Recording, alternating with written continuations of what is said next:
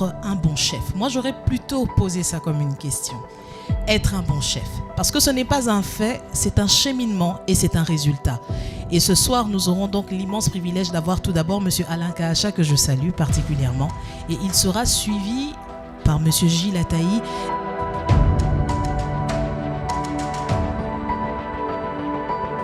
En tant que chef, vous incarnez un certain pouvoir, visible ou invisible, d'influencer les décisions et les événements, d'ouvrir ou de fermer des portes, d'attirer ou de repousser des opportunités.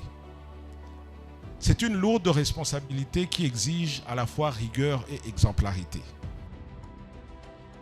Je voudrais remercier et féliciter Léna, son directeur général Cédric Tombola, ainsi que toute son équipe pour cette magnifique opportunité offerte aux hauts dirigeants actifs comme aspirants de notre pays.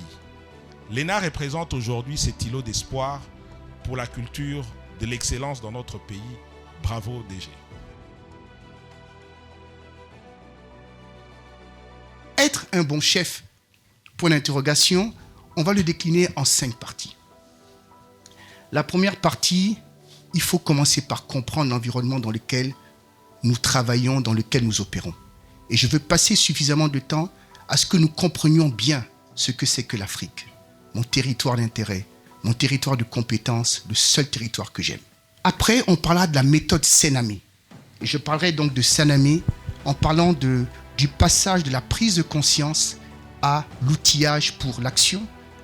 Ensuite, je parlerai des capacités véritablement du bon chef afin de pouvoir inspirer, diriger et accomplir.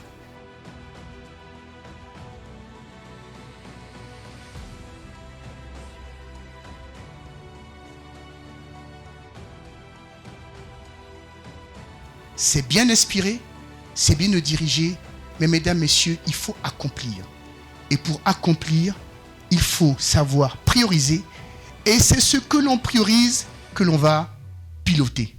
Ce qui ne compte pas pour nous, nous ne pilotons pas. Et c'est ce qui permet d'accomplir.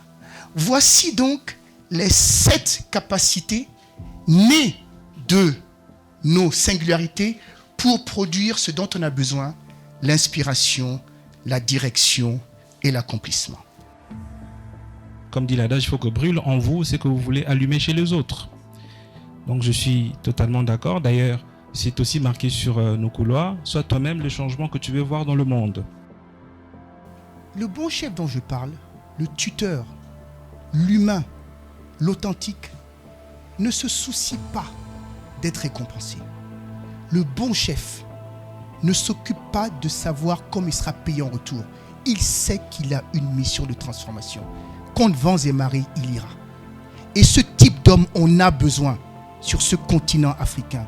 Des hommes qui avancent, même quand ça fait mal, il faut avancer. C'est pour ça qu'ils sont là où ils sont.